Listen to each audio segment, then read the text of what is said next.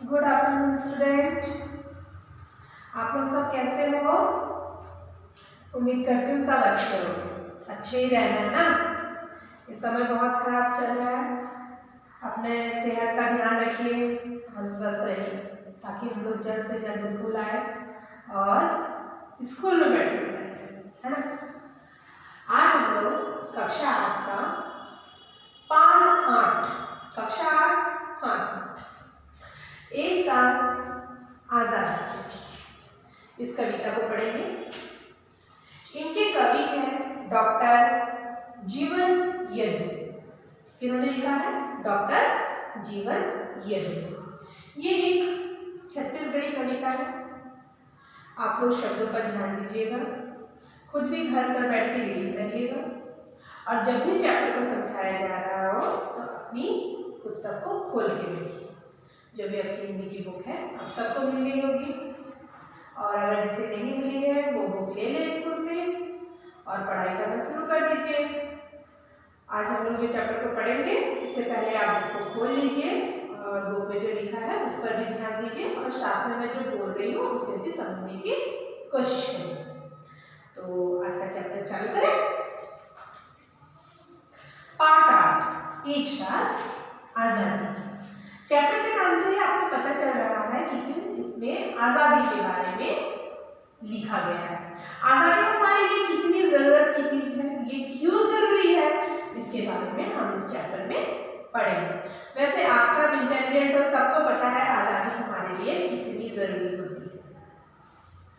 तो हमारे जो कवि है जीवन यदु जी, वो क्या लिखते हैं इसको देखते। जियत जागत मनके पर जे जनों बरोबर होते, एक सांस आजादी के 100 जनों बरोबर होते। इसमें इस पंक्ति में यह कहा जा रहा है कि ये जो मनुष्य का जीवन है, जब तक वो जीवित है तब तक आजादी उसके लिए कितना महत्वपूर्ण है। क्योंकि बिना आजादी के आप अपनी स्वेच्छा से कुछ भी नहीं कर सकते हो, ना खा सकते हो, ना पहन सकते हो, ना घूम सकते हो।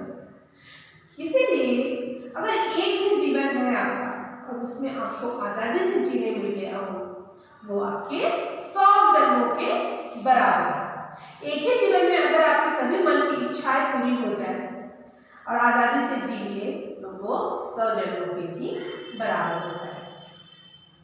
जेकर जेठी मां जुड़ा बस मारे रहते गुलामी, जे जोड़ी बैरी मन लगा घलोट के लामा लामी, नाव के ज्यादा जन्मा ऊपर होते ग बदनामी, ऐसे मन के जिंदगी बेसुरम बरोबर होती। जो इंसान लोगों की चापलूसी करके अपना जीवन काटता है, मतलब दूसरों की चापलूसी कर रहा है, दूसरों की बुराई कर रहा है और खुद को अच्छा समझ रहा है, ऐसे लोग भी तो दूसरों के गुलाम होते हैं।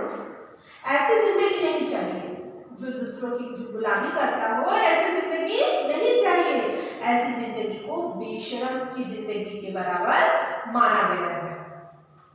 और साथ में एक उदाहरण दिया गया है, जिस प्रकार आप देखे होंगे जो बैलगाड़ी होता है, उसमें जो बैल होते हैं, 2 बैल, उनके कंधे के ऊपर एक भारी लकड़ी का तख्ता रख दिया जाता है, जिससे वो बैलगाड़ी की रस्सी को पकड़ने में या गाय को सपोर्ट देने में मदद करता है। लेकिन कभी आप सोचो, अगर आपके गर्दन के ऊपर इतना भारी लकड़ी का तख्ता रख दिया जाए तो क्या आपको आसानी से आप जी लोगे? कितनी मुश्किल होगी ना आपको जीने में, कितना गर्दन होगा कितना दर्द होगा आपकी गर्दन पर, होगा ना। तो वैसे ही जब हम किसी बैल को बैलगाड़ी बनाते हैं तब उसके गर्दन के ऊपर लकड़ी का तख्ता रख दिया जाता है। उससे उसको तकलीफ होती है क्योंकि हमने तो बैल को गुलाम बना के रखा है। ऐसे इंसान को अगर गुलाम बना के इस तरह तकलीफ दी जाए तो कितना खराब लगता है। तो वही चीज को इसमें बताया गया है कि आपको जब तक जीवन मिला है आसानी से जीजिए, अपनी इच्छा से जी लीजिए। आगे देखते हैं हमारे कवि क्या लिखे हैं। लहू के नदिया कौन निकलते वीर हा जखे बेरा, सूरज निकलते मेटे करिया बदला बादल वाला घेरा, उजियारी ने तभी उसके अंधियारी के डेरा, सबे परानी पर आजादी करम बरोबर होती। इस पंक्ति में कवि हमसे कहते हैं, जिस प्रकार सूरज जब उगता है, सूरज के उगने से पहले कैसा होता है हमारा वातावरण? अंधेरा होता है। जैसे जैसे सूरज निकलने लगता है उजाला होते रहता है, और पूरी तरह से सूरज निकल जाता है तब चारों तरफ उजाला होता है, धूप होता है। आप घर से निकलते हो, अपना सभी काम को पूरा करते हो ना।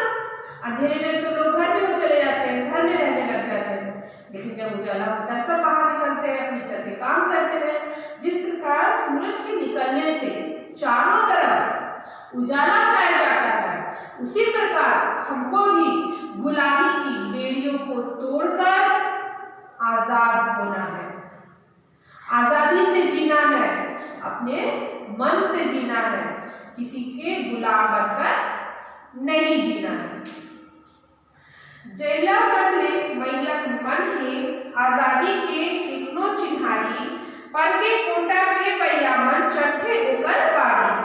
आजादी के बासी आगू बुद्धा सुनहा थारी, सोन के पिंजरा में आजादी भरो बरोबर होती। इस पंक्ति में कवि कहते हैं कि जिस प्रकार हम लोग आजाद घूमते हैं तो हमें बहुत अच्छा लगता है, लेकिन अगर कोई हमें कैद करके रख ले तो हमें अच्छा लगेगा?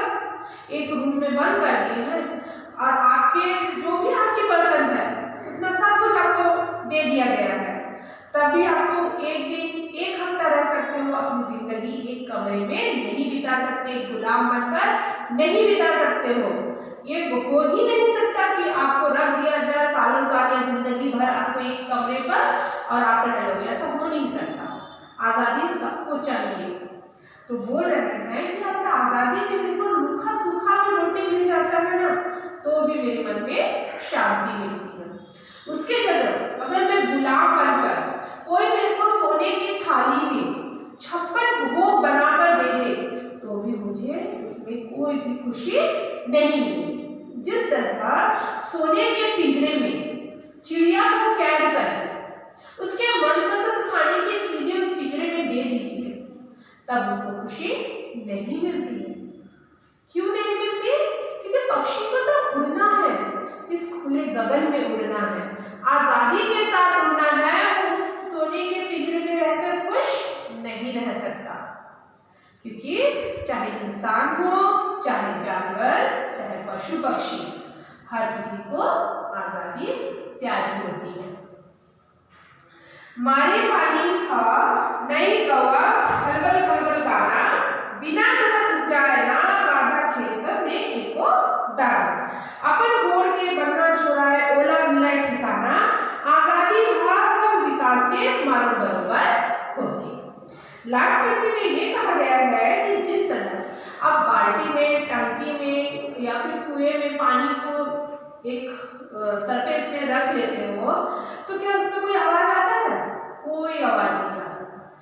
लेकिन वही पानी अगर आप नदियों में देखोगे, सागर में देखोगे तो एक साउंड आता है, बहुत अच्छा लगता है कानों में सुनना कि जो नदियों जो चलने की धारा होती है ना, उसमें एक साउंड होता है, क्योंकि उस समय पानी को भी लगता है कि मैं आजाद हूँ। लेकिन जब बाल्टी में, डब्बे में रख लिया जाता है तब उसे भी लगता है कि मैं गुलाम, और वो उदास हो जाता है, किसी प्रकार का कोई भी आवाज नहीं होता है। तो सोचिए, अगर पानी को इतना खराब लग सकता है गुलाम बन के रहना, तो हम इंसान को कितना खराब लग सकता है। इसीलिए कहा गया है कि पानी को जब हम लोग किसी चीज में रख देते हैं तो उसमें कोई आवाज नहीं होती। वही अगर पानी नहरों में हो, सागर में हो, तो वो खुशी से गाना गाता है। साथ ही में ये बताया जा रहा है कि बिना नहर के कोई भी खेती भी नहीं कर सकता। खेती नहीं होगी तो अनाज का उत्पादन भी नहीं होगा, अनाज नहीं बनेगा तो हमें भी खाने के लिए नहीं मिलेगा। इसी प्रकार हमको भी अपने पैर में बंधी गुलामी की जितनी भी जंजीरें हैं उसे तोड़ना है, तोड़ के आजाद होना है, अपनी इच्छा से काम करना है, अपना विकास करना है, अपने देश का विकास करना है। जब तक हम आजाद नहीं होंगे तब तक हम अपना विकास नहीं कर सकते। इसीलिए आजादी हमारे लिए, हम बहुत बहुत जरूरी है। इसी के साथ आपका ये चैप्टर यहाँ पर समाप्त होता है। चैप्टर को अच्छे से समझ लीजिएगा। तब तक के लिए गुड डे।